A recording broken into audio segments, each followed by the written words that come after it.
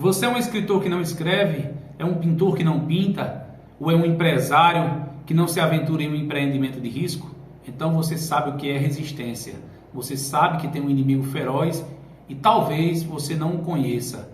Olá, amigos e amigas que buscam, assim como eu, o desenvolvimento pessoal, intelectual e espiritual. Me chamo Franciele Miranda. Seja muito bem-vindo a este canal sobre liderança e autoliderança. E hoje nós iremos falar sobre a guerra da arte. Nós iremos extrair desse livro alguns conhecimentos que serão demasiado úteis para a nossa vida enquanto líderes. Essa obra aqui de Steven Pressfield é uma pequena obra, porém cheia de riquíssimo conhecimento sobre esse tema, liderança, e sobre como vencer esse inimigo feroz que ele chama de resistência. Esse livro, que não devemos confundir com a Arte da Guerra de Sun Tzu, né? O nome do livro é A Guerra da Arte. Ele foi escrito por esse autor, como eu mencionei, Steven Pressfield, que é um ex-militar da Marinha, um roteirista que escreveu algumas obras famosas, como Portões de Ferro e A Última Guerreira. Então ele escreveu esse livro, que é uma pequena obra, como eu mencionei, de apenas 170 páginas aproximadamente, mas de um profundo conhecimento sobre o tema que nós iremos desenvolver aqui, que é o tema da liderança, que nós fizemos um entendimento, chegamos a um entendimento sobre os aspectos centrais do livro e que podem ser trazidos para a questão de desenvolvermos os princípios de liderança que ele, na nossa visão, apresenta. Então vamos definir o que é resistência para esse autor. O que é que seria esse inimigo? Primeiro, ele considera que esse inimigo é uma força que nos conduz, que nos puxa para baixo, através, muitas vezes, de subterfúgios muito sutis, como, por exemplo, os vícios que exploram os prazeres e nos torna bestiais, de tal modo que nós acabamos decaindo sem sequer percebermos. Ele também considera que é uma força de distração, que também nos puxando para baixo, nos conduz, nos tira da rota daquilo que é nossa missão. E aí nós vamos entender o que seria essa missão, nossa própria missão, o que seria nossa vocação. Ele também diz que esse inimigo é capaz de nos desviar daquilo que nós devemos, por vocação, por chamado, fazer, que é o nosso trabalho de fato, um trabalho que advém não apenas do mundo material, mas de um mundo espiritual, de uma força espiritual, de Deus, como ele mesmo se refere. Mas é preciso definir o que seria vocação para ele, para o autor, né? O que seria vocação, o que é que cada um de nós temos por vocação. Evidente que a nossa própria vocação, esse chamado interior, somente nós próprios seremos capazes de descobrir. Ele diz que esse chamado, embora seja de uma origem superior, de uma origem divina, ainda que material, deve ser um trabalho que nos conduza para o alto, que nos eleve para o retorno daquele que nos enviou, que nos mandou, que nos criou. Então, esse trabalho, seja qual for o nosso trabalho vocacionado, é um trabalho que de uma forma ou de outra vai nos conduzir de volta a Deus, ou seja, devolver a Deus aquilo que Deus nos deu. Então, descobrindo, ainda que intuitivamente, esse trabalho que só a nós pertence, o inimigo, que ele chama de resistência, esse inimigo terrível e feroz, vai atuar ferozmente no sentido de nos desviar desse trabalho, que é um trabalho sagrado. E eu reitero que ainda que ele esteja falando de um trabalho mundano, de um trabalho material, na verdade, se é a nossa vocação, ele não é mais um trabalho material, ele é um trabalho que ele tem um sentido espiritual, um sentido superior. E compreendendo isso, o inimigo resistência vai atuar em cima dele.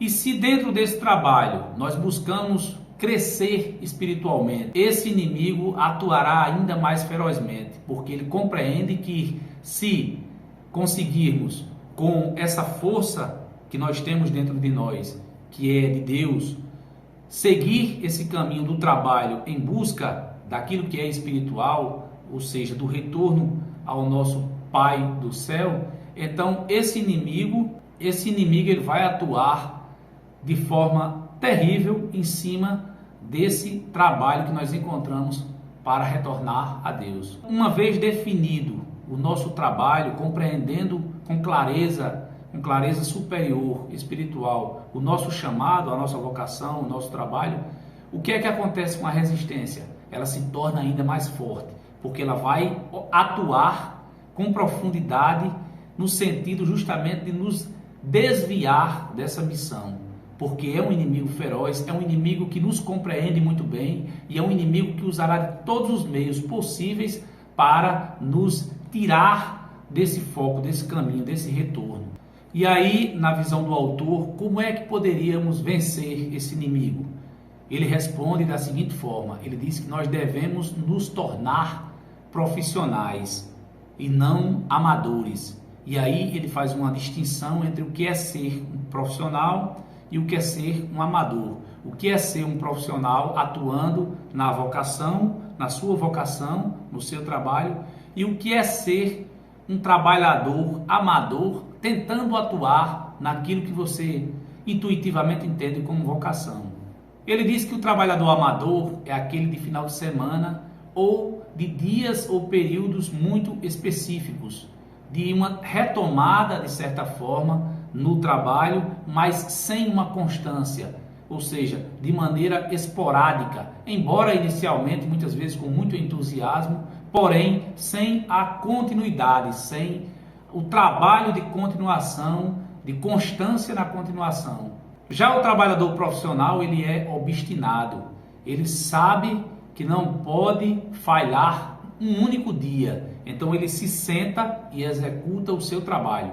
Claro que ele está se referindo a se sentar de uma forma simbólica, porque pode ser qualquer trabalho que você execute, desde que você entenda que aquele trabalho é um trabalho vocacionado, que de fato é o seu chamado. Então sentar no sentido de fazer o seu trabalho, de não aceitar que os inimigos que nos envolvem, muitas vezes se utilizando de nossos próprios familiares e amigos, no sentido de justamente nos tirar daquele caminho, porque essas pessoas estão sendo, na verdade, usadas por esse inimigo que eu, como eu falei, ele chama de resistência, que nós podemos chamar de um inimigo espiritual.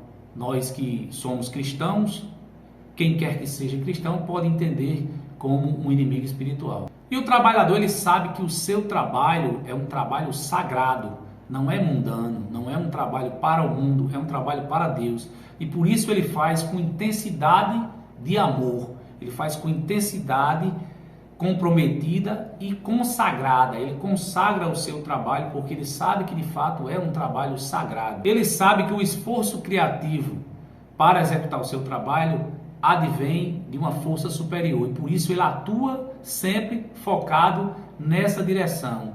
Então o profissional, o trabalhador profissional, ele não se desvia, ele não se deixa conduzir por esse inimigo. E para isso ele se utiliza muitas vezes de algumas estratégias que buscam enganar o inimigo. Ele não espera inspiração, ele sabe que a inspiração circunstancial, ela somente vem quando ela quer. Então ele não espera que a inspiração o conduza a fazer o seu trabalho. Ele faz mesmo sem inspiração, porque ele compreende que a inspiração é a partir do esforço criativo e não o contrário, que a inspiração ela não vem primeiro para poder você então executar aquele trabalho que é o seu chamado. Ele compreende que é fazendo esse trabalho, com o esforço que é necessário, com as fadigas, com os cansaços, com as adversidades, com os diversos inimigos atuando no entorno, que ele acontece de fato. Ele não acontece na bonança.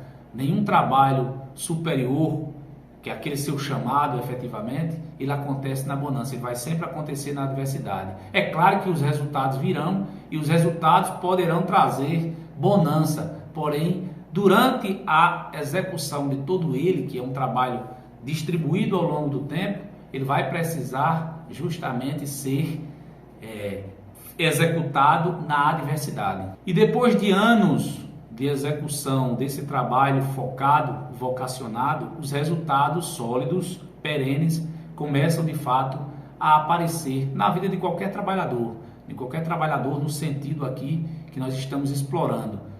Então, esses resultados que são normalmente perenes, que vão nos conduzir à perenidade de nossa vida aqui enquanto estamos aqui materialmente, e que nos darão um retorno que vai nos elevar espiritualmente. É uma sensação de um cumprimento de algo que é sagrado. E é aí que nós podemos atingir o ápice do nosso gênio criativo, daquele gênio criativo que é dado a cada um de nós individualmente pela força superior de nosso Deus. Então, o trabalhador profissional, ao se esforçar e vencer diariamente, sabendo que a guerra é lutada e vencida todos os dias, que todo dia ele vai se levantar para lutar contra um inimigo que sempre estará presente, mas que ele vai obstinadamente vencer, porque ele vai executar o trabalho. O inimigo, por mais que ele utilize os subterfúgios quaisquer, os vícios, tente nos conduzir para vícios prazerosos, ele não vai conseguir nos vencer se nós obstinadamente estivermos realmente focados no trabalho, mesmo com todas as adversidades que são inerentes e são elementos desse inimigo. E aí, para que possamos reiterar um pouco mais sobre o que é a resistência e o que é e como é que vencemos essa resistência, é preciso dizer que a resistência, reiterar, como falamos no começo do vídeo, que é o inimigo. O inimigo é essa resistência. Não estou falando aqui de um inimigo necessariamente atrelado a qualquer visão religiosa ou mesmo filosófica, não. Ele está falando de um inimigo que é material. Então, com todo esse contexto que o livro nos faz explorar, sobretudo compreendendo que existe esse inimigo, que ele se materializa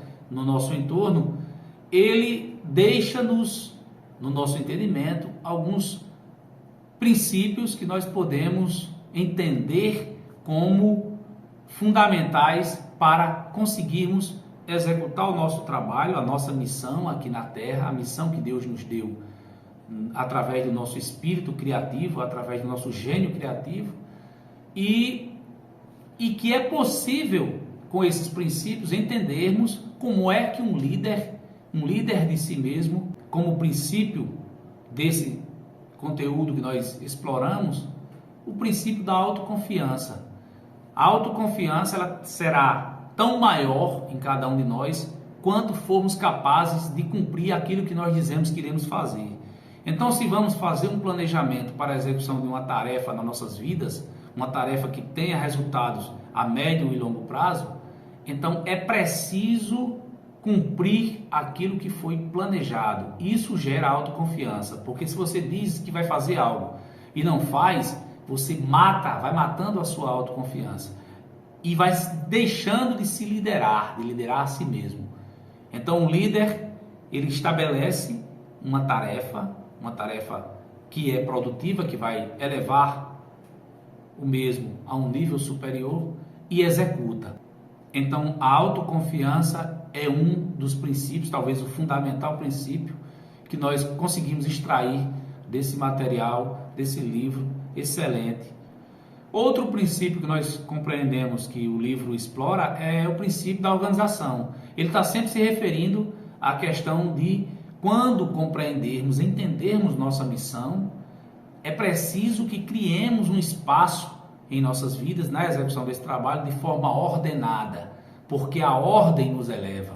Quando nós estamos ordenados nos valores, nos princípios, na essência daquilo que é da natureza do próprio homem, que vai conduzir o homem à sua própria essência, ele estará então de forma ordenada, porque nós só podemos executar esses valores, nós só podemos fazê-los acontecer se nós estivermos vivendo uma vida em ordem, ordenadamente. Esse princípio que nós consideramos fundamental também dentro do conteúdo que foi explorado é o princípio da organização, do ordenamento, que vai evidentemente se refletir em todos os aspectos de nossas vidas, não apenas no trabalho, a nossa missão central, mas nos aspectos relacionados com a nossa vida, ou seja, uma vida ordenada. Uma vida ordenada nos faz conduzir para um trabalho ordenado que devolve ao Criador